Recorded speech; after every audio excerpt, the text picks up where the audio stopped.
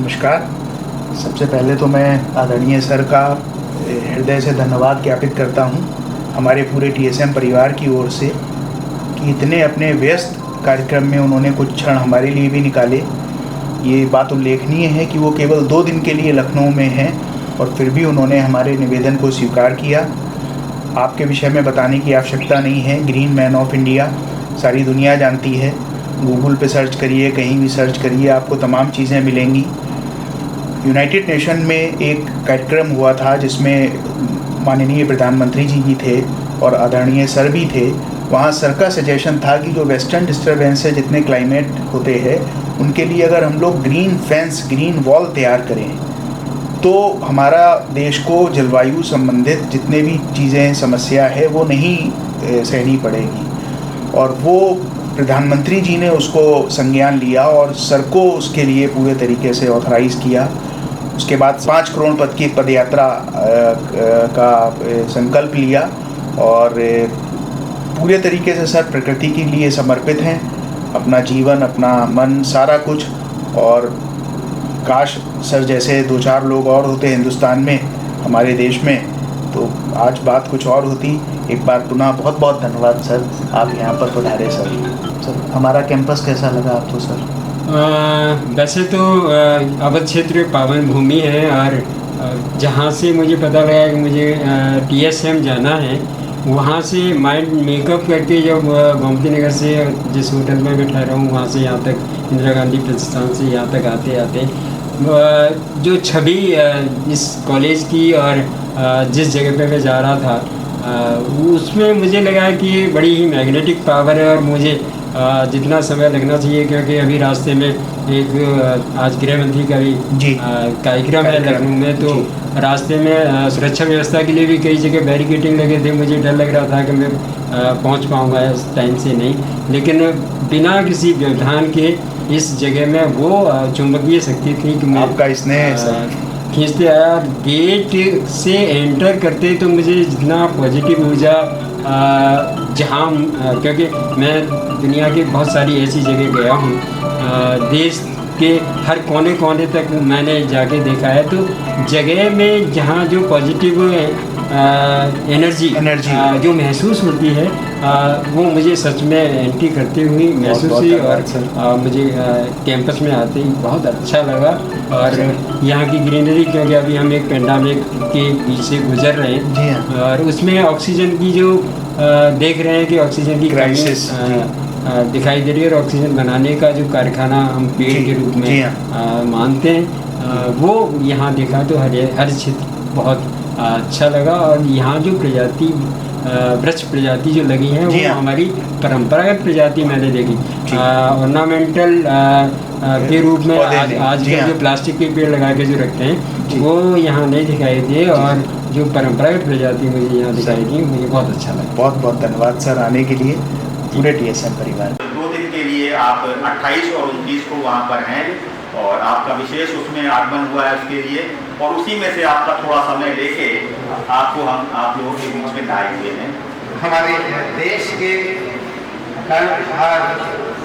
Frontier कह सकते हैं हम आपको। मैं आप सभी का स्वागत वंदन इस्तकबाल वेलकम करता हूँ। और आप लोग आज हमारे बीच में जो ग्रीन मैन के नाम से विश्व विख्यात हैं आदरणीय श्री विजय पाल बघेल साहब आज आए हुए हैं। गाजियाबाद के रहने वाले, लेकिन रहते नहीं एक जगह पर, पूरे विश्व में भ्रमण करते रहते हैं। अभी नेक्स्ट मंथ ये लोग कहाँ जाने वाले?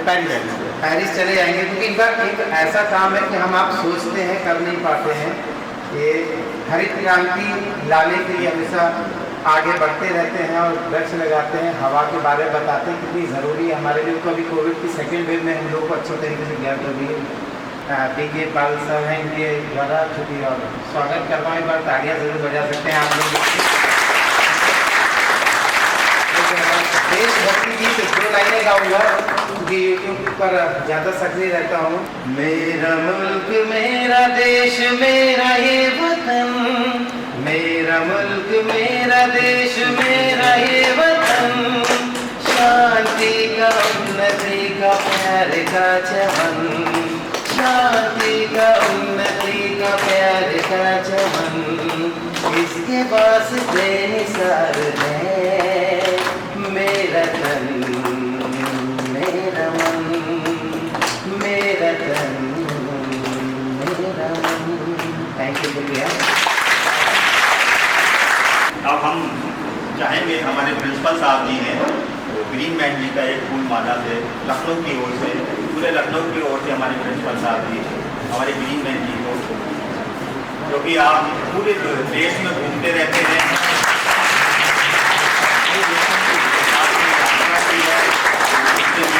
और हम चाहेंगे हमारे जगजीवन पाल जी हैं, वो हमारे प्रिंसिपल साहब जी को एक माला पहनाएंगे।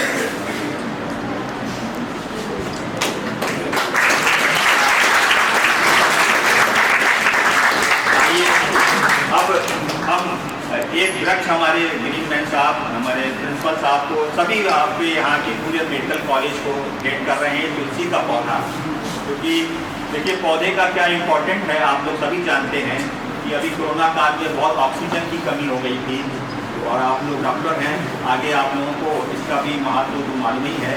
तो इस पौधे को आपने 5 करोड़ पौधे जो है पूरे देश में लगवाए हैं। Is the most powerful weapon which can use to change the world. और वर्ल्ड जो 21st सेंचुरी का वर्ल्ड जो है रिक्वायर्ड टू चेंज। जो शिक्षा है सबसे शक्तिशाली हथियार है जिसके द्वारा दुनिया को बदला जा सकता है, और 21वीं सदी का जो ये विश्व है वो बदलाव चाहता है। अब हम लोग 20वीं सदी में रहे हैं, अब आप लोग 21वीं सदी के जो हैं युवा हैं, डॉक्टर्स हैं और योद्धा हैं, एक मेडिकल के द्वारा आप लोग है ना बहुत बड़ी सेवा करने के लिए तैयार हो रहे हैं, तो बहुत बड़ी आप लोगों के पर आगे दायित्व भी है। तो उसके लिए मैं आप लोगों के प्रति शुभकामनाएं व्यक्त करता हूं, और हम चाहेंगे हमारे आप लोग उनको सुनने के लिए बैठे हैं जिनको हमारे विश्वविख्यात ग्रीन मैन साहब को, तो पर्यावरण के लिए आप अपना संदेश हम लोग को यहाँ पर देंगे। आइए देखिए।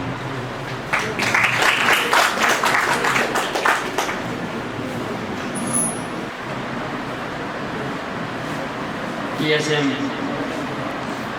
के इस हरित प्रांगण में आप सबका बहुत बहुत स्वागत है। आज पर्यावरण के बारे में, प्रकृति के बारे में, और क्योंकि लखनऊ में Uttar Pradesh climate change climate में कॉन्क्लेव 21 कल स्टार्ट हुआ था, लेकिन ये जो कार्यक्रम है आपके TSM का, ये भी उसी का एक पार्ट बन गया, क्लाइमेट चेंज कॉन्क्लेव 21। आदरणीय प्रिंसिपल डॉक्टर निखिलेश जी, मैं आपके साथ भाषण ना करके आपसे बात करूँ तो ठीक रहेगा जी? मैं आपसे जानना चाहता हूँ कि हमारे राष्ट्रीय वृक्ष का नाम क्या है?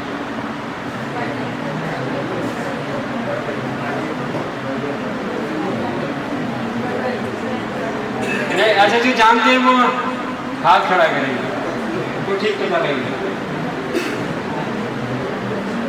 हमारे राष्ट्रीय वृक्ष का नाम क्या है? नहीं, हाथ खड़ा करेंगे, हाथ करेंगे। 71 साल में हम अपने देशवासियों को ये नहीं बता पाए कि हमारा राष्ट्रीय वृक्ष भी होता है, और होता है तो उसका नाम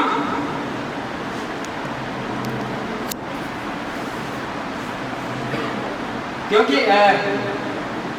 सही जानकारी देना, क्योंकि ऑक्सीजन बनाने का काम, क्योंकि आप मेडिकल लाइन से जुड़े हैं, ऑक्सीजन बनाने का कोई कारखाना हो सकता है क्या? जीने के लिए सबसे ज़्यादा ज़रूरत की चीज़, बेसिक नीड्स में हम रोटी, कपड़ा और मकान को भी पीछे कर दें, जीने के लिए अगर सबसे ज़रूरी चीज़ है वो है, आप बेहतर जानते हैं कि हमको हर 3 सेकंड के बाद सांस लेना, आप बेहतर जानते हैं कि हमको 24 घंटे जिंदा रहना है तो 22,000 बार सांस लेनी। आप बेहतर जानते हैं कि 22,000 बार सांस लेने में हमको 16 से 20 किलो ऑक्सीजन की जरूरत पड़ेगी। आप बेहतर जानते हैं कि आप 20 किलो ऑक्सीजन बनाने के लिए कितने पेड़ों की जरूरत है। आप ये भी बेहतर जानते हैं कि जितने पेड़ों की जरूरत है वो पेड़ उतने हैं क्या। आप ये भी जानते हैं कि वो पेड़ उतने नहीं हैं और ऑक्सीजन बनाई नहीं जा सकती। अभी सेकंड फेज में आपने देखा होगा वेंटिलेटर बेड नहीं है, आपने देखा होगा काला बाजारी हो रही है, आपने देखा होगा लाइन लग रही है, सिलेंडर के लिए लाइनें लगी हैं, कितने मुंह मांगे पैसे ले लो। हमने इस कोविड काल में सर्वे कराया था कि एक सांस की कीमत पैसों में अगर आंटी जाए तो क्या हो सकती है। वैसे तो अंतिम सांस की बात नहीं कर रहा हूँ, आप तो भगवान के रूप में हैं, आप तो लोगों को सांस देने वाले हैं, जिंदा रखने वाले हैं। अगर आपसे पूछा जाए कि आपकी सांस की कीमत क्या है तो बता सकते हैं क्या? लेकिन फिर भी छोटे से छोटा हॉस्पिटल और बड़े से बड़ा हॉस्पिटल, हमने अभी वेंटिलेटर का रेट पूछा। अभी जर्मन में एक कोविड पॉजिटिव हुए थे उद्योगपति, 7 दिन हॉस्पिटल में रहे थे, 90 लाख रुपए का बिल बना। जब डिस्चार्ज हो रहे थे, बाहर निकल के आ रहे थे, तो जिस हॉस्पिटल में एडमिट थे वहाँ के रिसेप्शन से उनको आवाज़ आई कि सर एक छोटा सा बिल और बाकी। उन्होंने कहा मैंने 90 लाख रुपये पे किया है, क्या बाकी? बिल उन्होंने देखा, देखने के बाद रोई, बहुत तेज रोई, बुजुर्ग व्यक्ति। हॉस्पिटल मैनेजमेंट ने कहा कि आपको परेशान होने की जरूरत नहीं देना है तो मत लीजिए, लेकिन आप परेशान मत होइए। नहीं, मैं जो 90 लाख रुपये पे कर सकता हूँ 7 दिन के, तो इस बिल को, ये तो छोटा बिल, इसको देने में क्या दिक्कत है? मेरे परेशान होने का कारण ये है कि ये ऑक्सीजन का बिल।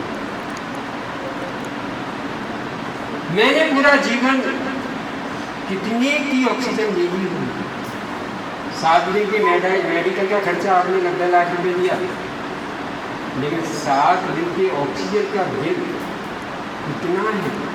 तो मेरे 70 साल की उम्र का बिल कितना होगा? कहाँ से मिली हमको? क्या हमको अगली सांस लेने का अधिकार है, हक है कि हम जब तक पेड़ न लगाएं, जब तक हम उसके पैदा करने का इंतजाम न करें, सांस लेने का हक है क्या? लेनी चाहिए क्या?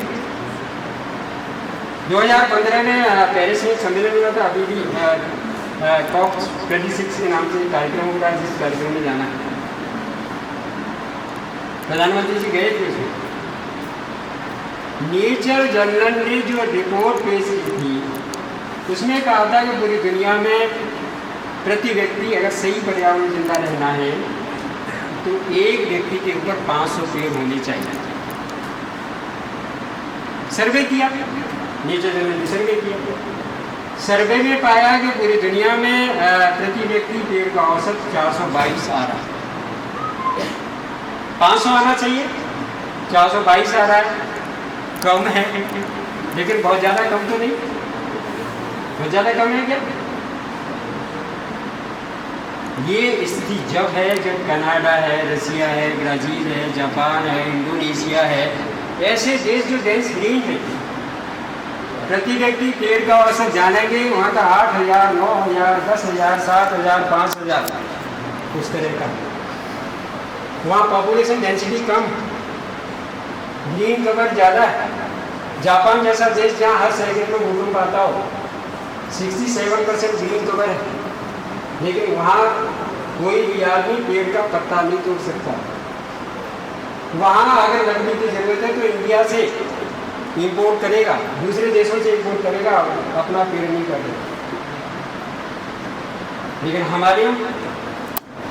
हमारे यहाँ जानते हैं पेड़, भारत में प्रति व्यक्ति पेड़ का औसत कितना है?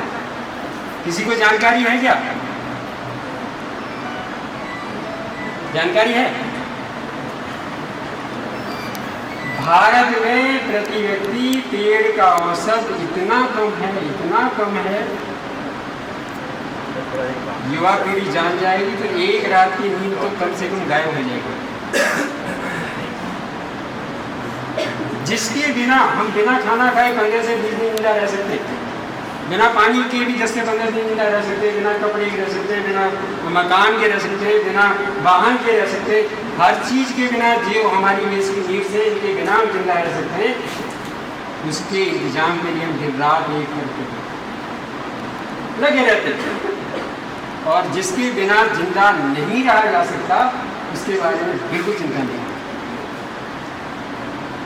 भारत में जहाँ प्रकृति की सबसे बड़ी कृपा है, यूएनओ का एक कमेटी का मेंबर होने के नाते दुनिया के बहुत सारे देश मैंने देखे, जितनी कृपा प्रकृति की हमारे ऊपर है यानी भारत के ऊपर है, दुनिया में कहीं भी किसी भी भूखंड पर नहीं है। क्या सबसे ज़्यादा बरसात होगी तो भारत में होगी, सबसे ज़्यादा सूखा पड़ेगा तो भारत में पड़ेगा, सबसे ज़्यादा सर्दी होगी तो भारत में होगी, सबसे ज़्यादा गर्मी होगी तो भारत में होगी।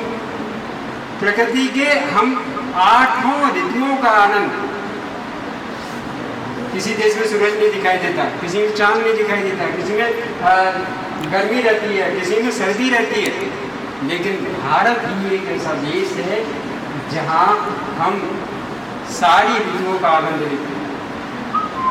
लेकिन पेड़ों के मामले में आए, पेड़ों के मामले में भारत बहुत पीछे है, बहुत पीछे है, इतना पीछे है कि सच में यहाँ की जो व्यवस्था है वो राम भरोसे चल जाए। आज भी एक लेवल 206 पहुँच गया है, लेकिन 60 होना चाहिए, 4 गुना ज़्यादा है हमारी एयर क्वालिटी इंडेक्स। हम जो सांस ले रहे हैं उसमें कितना जहर ले रहे हैं। अगर हमको सांस सही लेनी है तो पेड़ लगाना है, लगाना है ना, लगाएंगे? कौन लगाएगा?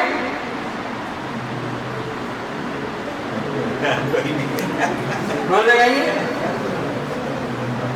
अच्छा, हमारे बीच में आज किसी का बर्थडे है क्या? किसी का बर्थडे है? बता दीजिए, कोई पार्टी नहीं मांगेगा। किसी का बर्थडे तो नहीं है? अच्छा चलो, हो गया होगा या होना। कैसे मनाते?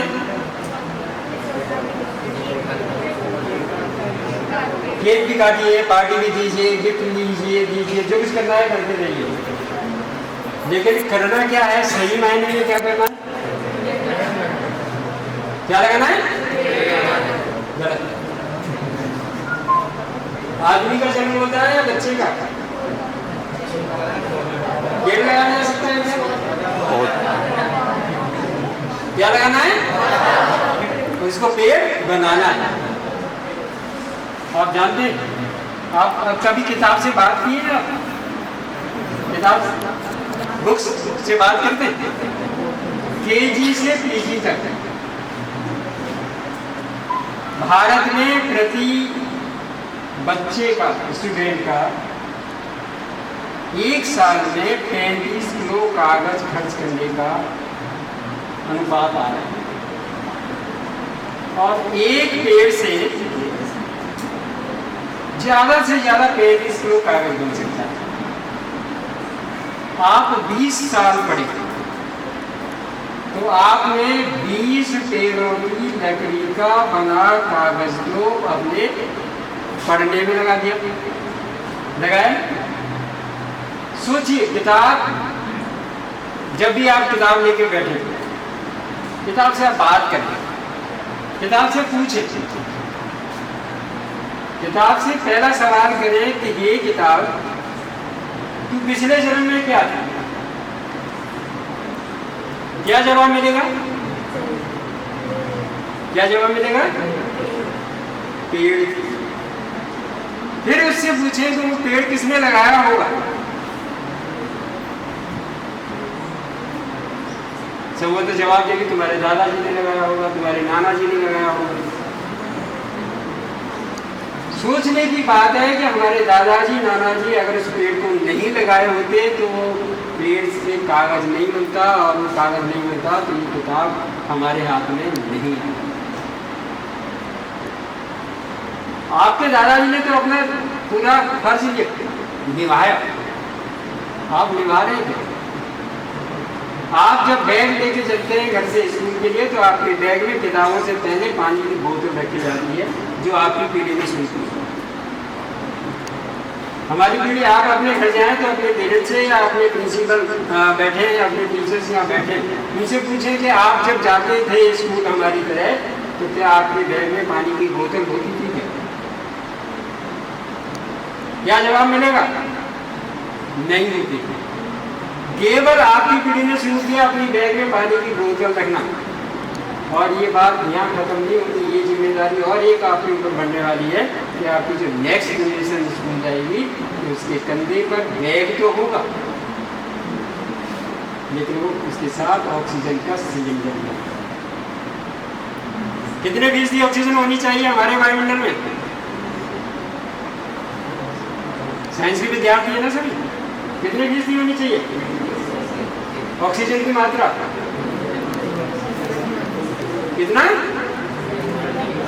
अच्छा जो जानते हैं हाथ खड़ा करें। ऐसे नहीं समझ में नहीं आ रहा, कोई 41, कोई 21, कोई 28।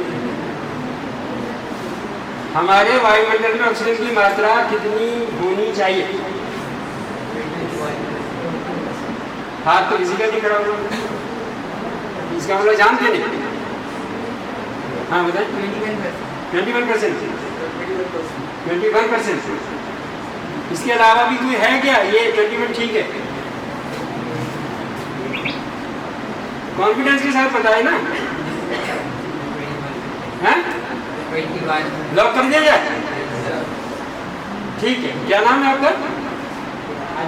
आदित्य ने बताया कि हमारे वायुमंडल में ऑक्सीजन की मात्रा 21% होनी चाहिए और जो सही है। एक बार इनके लिए ताली तो मिलती है ना।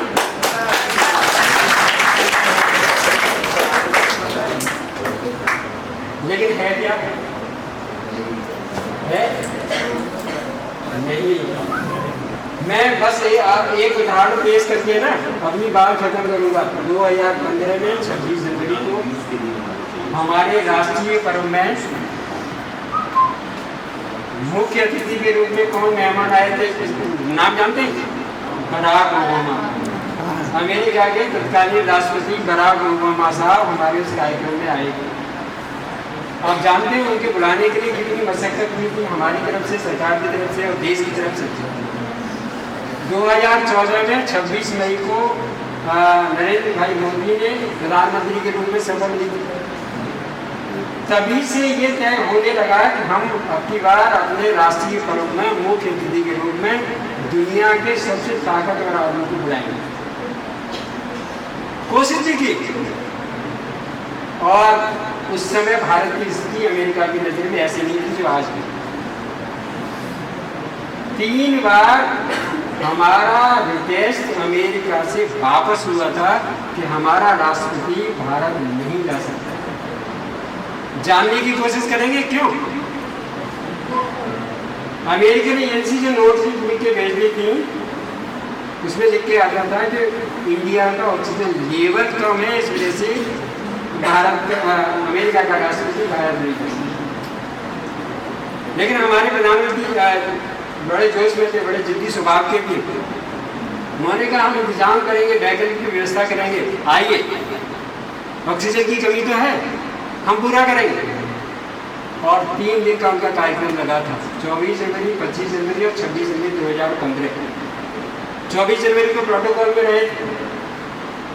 25 जनवरी को आप सब लोग दूरदर्शन के माध्यम से या न्यूज चैनल अखबारों के माध्यम से आपने जाना होगा, गांधी जी का जो समाधि स्थल है दिल्ली में राजघाट, वहाँ 9 बजे हम उनसे पीपल का पौधा लगवा रहे थे। और जब पौधारोपण हो रहा था तो ऑक्सीजन लेवल भी नापा जा रहा था। ऑक्सीजन का लेवल 21% होना चाहिए, आप सब कह रहे हैं। लेकिन डेंस ग्रीन इलाका राजघाट आप सबने देखा होगा, यमुना नदी का किनारा डेंस ग्रीन, बिल्कुल कोई दिक्कत नहीं और बहुत सारी वैकल्पिक व्यवस्थाएं की गई थी ऑक्सीजन बढ़ाने की। ऑक्सीजन लेवल मेजर जो हो रहा था वहाँ का उस समय 11% आ रहा। कितना होना चाहिए? केस उस दिन कितना था, बहुत इंतजाम के बावजूद आधा। ये बात ये है कि जब वो अपने देश वापस गए थे, वहाँ की मीडिया ने इस बात को अपने ढंग से, भारत में हमारे राष्ट्रपति की उम्र 3 दिन के दौरे में 6 दिन घटा दी। इस तरह की खबरें थी। किसी ने घंटों में कहा, किसी ने दिनों में कहा। सीधा कैलकुलेशन, 3 दिन का कार्यक्रम, आधी ऑक्सीजन, 6 दिन उम्र घटी। आप के सामने की ऑक्सीजन की समस्या है, 200 अभी लखनऊ का लेवल है वो 4 गुना ज़्यादा है जो हमारे पैरामीटर्स। आप अपने बैग में पानी की बोतल जैसे ला रहे हैं, आपका बच्चा जब स्कूल जाएगा तो उसके कंधे पर ऑक्सीजन का सिलेंडर होगा कि नहीं होगा? होगा कि नहीं होगा? होना चाहिए क्या? नहीं हो तो क्या करना है? एक भी लगानी है ऑक्सीजन बनाने की, और ऑक्सीजन बनाने का कारखाना केवल पेड़ होता है। आप साइंस के विद्यार्थी हैं, कहीं ऑक्सीजन बनाई नहीं जा सकती, फोटोसिंथेसिस की क्रिया होगी पेड़ के साथ तो ही ऑक्सीजन बनेगी। ये जिम्मेदारी अब किसकी है? मैं जैसे अभी इसमें PSF में आया था तो यहाँ CMS हमको वहाँ मिले, CMS ने हमको पीपल के पौधे दिखाए। हमारी जिज्ञासा ही आपने पीपल ही क्यों लगाया, तो उन्होंने हमारी भाषा में बताया कि पीपल ऑक्सीजन देता है, राहत देता है। हमने सारे पेड़ों को पहले ही देख लिया था कि हमारे ट्रेडिशनल स्पीसीज हैं। आपका ये जो हॉस्पिटल है, आपका जो कॉलेज है, केवल किताब पढ़ने वाला कॉलेज नहीं लगा मुझे। मैंने कोई मेडिकल कॉलेज नहीं छोड़ा होगा जहाँ मैं नहीं गया हूँ, लेकिन भारत का एक अनूठा मेडिकल कॉलेज मुझे मिला। और वो कॉलेज कौन सा? तुम बड़े सौभाग्यशाली बच्चे हो कि ऐसा कॉलेज आपको मिला कि जिस कॉलेज में केवल किताबी ज्ञान ही नहीं डॉक्टर बनाता है, यहाँ व्यवहारिक रूप से भी नेचर के साथ। कल मुझे पता लगा आयुर्वेद का भी यहाँ कोई, मैं कल से यहाँ लखनऊ में हूँ, सारा शासन प्रशासन लगा है, क्लाइमेट चेंज पे बात हो रही है, अभी COP26 होने वाला है, मुझे वहाँ जाना है। यहाँ के मैसेज को, क्योंकि मैं हर जगह जहाँ भी जाता हूँ वहाँ से कुछ अच्छा ही ढूंढता हूँ, किसी भी यूनिवर्सिटी में जाऊँ, किसी कॉलेज में जाऊँ, तो यहाँ भी मुझे कुछ ऐसी चीज़ें मिली हैं जिनको मैं कहीं दूसरी जगह जाके कोट करूँ। और वो वजह क्या है? आप सब लोगों का डिसिप्लिन, आप सब लोगों का जो इच्छा शक्ति है कि आपने ऐसे कॉलेज को चुना। और उस कॉलेज का नाम मैं बहुत धन्यवाद देता हूँ अपने प्रिंसिपल डॉक्टर मिथिलेश जी का। मैं आभारी हूँ PKS पाल जी का, जिनकी वजह से मैं आप सब लोगों से रूबरू हुआ। आप लोग जहाँ भी पेड़ दिखाई दे, पेड़ के साथ अपनी पीड़ा, अपनी इच्छा, पेड़ मेरे से बात करता है, संवेदना है। आप सब जानते हैं कि JC बसु साहब ने तो 1955 में उसको सिद्ध कर दिया था कि पेड़ जीवित है ना। आपके सामने कोई दिक्कत हो, आप कभी डिप्रेशन में जाने की स्थिति में हो, आपका पेशेंट कभी जाने की स्थिति में, आप ट्रीटमेंट दीजिए उसे, लेकिन उसको साथ पेड़ के साथ रिश्ता भी उसका जोड़िए। मैं गारंटी लेता हूँ इस भौतिक संसार में आने में 3 तरह की व्याधियाँ आती हैं, दैहिक होती है, दैविक होती है और भौतिक होती है। तो आप दैहिक और भौतिक तो आप संभालते ही हैं। इन व्याधियों का निराकरण या समाधान करने के लिए आदमी अपने तरीके से आपके हॉस्पिटल आता है, कोई पंडित जी के पास जाता है, कोई ज्योतिषी के पास जाता है, कोई तांत्रिक के पास जाता है, बताता है ना। वो आपसे फीस लेंगे, शुल्क लेंगे, दक्षिणा लेंगे, जो भी लेंगे, लेकिन गारंटी मिलती है क्या? कोई गारंटी लेता है क्या? गारंटी लेता है क्या? नहीं ना। लेकिन मैं गारंटी देता हूँ, आपकी कोई समस्या है या आपकी कोई कामना है, आप पेड़ के साथ शेयर कर दीजिए। 24 घंटे में अनुकूल असर आपको दिखाई देगा। मेरे से स्टाम्प पेपर को भी साइन करा के देंगे, 24 घंटे में अनुकूल असर दिखाई देगा। क्यों? क्योंकि ये विज्ञान है, ऑरा से चल रहा है और पेड़ से ऑरा हमेशा पॉजिटिव क्रिएट होता है, और जहाँ पॉजिटिविटी होती है वहाँ इस तरह की सारी बाधाएं अपने आप दूर हो जाती है। ये जिम्मेदारी के साथ आप लगाएंगे क्या? लगाएंगे और बचाएंगे। 28 पेड़ है भारत में, केवल एक आदमी। 500 होने चाहिए, बहुत बड़ा गैप। 472 कम है। इसकी भरपाई कौन करेगा? अरे खाने का इंतजाम भी तो हम करते हैं ना, पीने का इंतजाम हम करते हैं ना, दवाई का इंतजाम हम करते हैं ना, आने जाने की व्यवस्था हम करते हैं ना। सांस का इंतजाम कौन करेगा? किसे करना है? कैसे करना है? ऑक्सीजन बना के, और ऑक्सीजन बनाने का कारखाना केवल। बहुत धन्यवाद, बहुत शुभकामनाएं आप सबको। आपका भविष्य बहुत उज्जवल हो, तो आप अपने भविष्य को और उज्जवल बनाइए और सेवा कीजिए। स्वस्थ भारत का जो संकल्प है उसको पूरा कीजिए। बहुत धन्यवाद, बहुत शुभकामनाएं। और आपकी ये यूनिवर्सिटी के लिए मैं ये सम्मानीय शेयर कर रहा हूँ, कह रहा हूँ। और जो बुलंदियों पर भी पहुंचकर न ठहरे, उसी का जग में इतिहास होता है। हमारे टी.एस. मिश्रा जी हैं, वो हमारे सिटी मॉन्टेसरी स्कूल में मैं सेवा कर रहा हूँ, तो उनका बड़ा आशीर्वाद रहा है।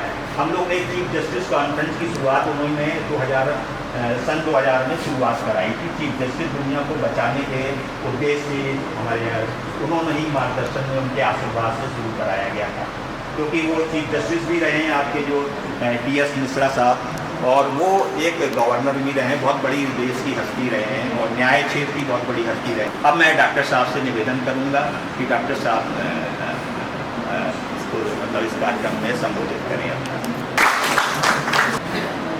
Good afternoon everybody. खासकर हमारे श्री विजय पाल को आपको कितने धन्यवाद दूँ उतना कम है। आप इतना बिजी रहते हैं और इतना आपके पास समय नहीं रहता है, फिर भी आप समय निकाल करके हमारे टी.एस. मेडिकल कॉलेज में आए, और आप इतना पूरा आपने पूरे प्रांगण के आपने देखा और कहा का लगा, और इस तरह का उसके बाद आ करके हमारे जो स्टूडेंट्स हैं उनको आपने एड्रेस किया, और एड्रेस करने में मेरे भी ये सच्चाई हो गया। मुझे इतना अच्छा लगा, आपने ऐसी प्रैक्टिकली चीज़ें बात की। ऑक्सीजन के बारे में उन्होंने बताया, जो हम लोग सबको तो मालूम था 21%, लेकिन उसकी अभी क्या स्टेटस है और क्या उसका सोल्यूशन क्या, उसका रिमीडियल मेजर्स क्या है, इन्होंने इतना क्लियर कर बताया। सबको ही जानते थे कि 21% है, और आज के स्टेट में हमारे इंडिया का गैप 28 आपने बताया, तो कितना बड़ा गैप। और इस गैप को आपने 15-20 मिनट के आपके भाषण में इतना सुंदर लगा, इतना प्रवास था, इतना अच्छा लगा, और लोगों को एकदम दिमाग में चला गया। इतने लड़के हैं, दुनियाई लड़के हैं, फर्स्ट ईयर के लड़के भी 4-5 साल बाद डॉक्टर बन जाएंगे, उनके में ऐसा मस्तिष्क में घुस गया कि अब ये उम्मीद, और हमारा ये अब फ्यूचर में मेरा जो प्रिंसिपल हूँ, मैं ये कोशिश भी करूँगा कि मैक्सिमम पेड़ लगाएं। जिसकी तो अभी ये प्लान नहीं बनाए कितने पेड़ का वो लगाएंगे नहीं लगाएंगे, कितने लगे क्या लगे, लेकिन इतना हमने सोच रखा है कि हम लोग बहुत पेड़ लगाएं, ताकि ये ऑक्सीजन बनाने की जो फैक्ट्री है, इन्होंने बताया ऑक्सीजन तो पेड़ से ही लगता है, बनता है, तो अक्सर फ्यूचर में जनरेशन्स में पूरे वातावरण में लखनऊ में पूरे कनेक्टेड है कि ऑक्सीजन बढ़े। और इसके लिए आपको मैं बहुत हृदय से धन्यवाद देना चाहता हूँ कि तो इतने बड़े समय निकाल करके, और आपका भी सर मैं धन्यवाद देना चाहता हूँ कि आप लोग सब ने पूरे ऑर्गेनाइज करके और इतना समझा कि टी.एस. मिश्रा मेडिकल कॉलेज में बहुत सी जगह होती हैं, आए और अपना समय दिया और हम लोगों को बहुत बड़ा ज्ञान दिया। इसके लिए ये टी.एस. मिश्रा मेडिकल कॉलेज आप लोगों का हमेशा आभारी रहे। और अब मैं ये अंत में यही कहूँगा कि मैं आपको इतना आश्वासन देता हूँ कि हम लोग आपके जो दिखाए गए बात हैं मार्गदर्शन में इसका फॉलो करें और प्रैक्टिकल वे में मैं फौजी भी हूँ, पौधे लगवाऊंगा और उसको पेड़ बनाऊंगा। धन्यवाद। तो ये किताब हम ठीक सर। भेंट कर रहे हैं। हिम्मत नहीं हारनी चाहिए एक इंसान को। कहते हैं कि बेहतर से खूब और खूब से बढ़कर तलाश करिए, बेहतर से खूब और खूब से बढ़कर तलाश करिए। घर मिल जाए कहीं पर दरिया तो समुंदर तलाश करिए। ऐसी तलाशी के आलम में हम अपने विद्यालय में प्रार्थना जरूर गाई होगी। है मालिक तेरे बंदे हम, ऐसे हो हमारे करम। है मालिक तेरे बंदे हम, ऐसे हो हमारे करम। नेकी पर चले और बदी से डरे, ताकि हंसते हुए निकले हम। है मालिक तेरे बंदे हम, जब जुल्मों का हो सामना, तब तो ही हमें पाना। वो बुराई करे हम भलाई करे, नहीं बदलेगी वो भावना। बड़े प्यार का हर कदम, तो अमावस को कर दे बुलंद।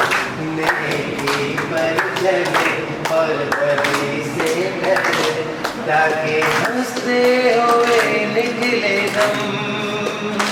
है मालिक तेरे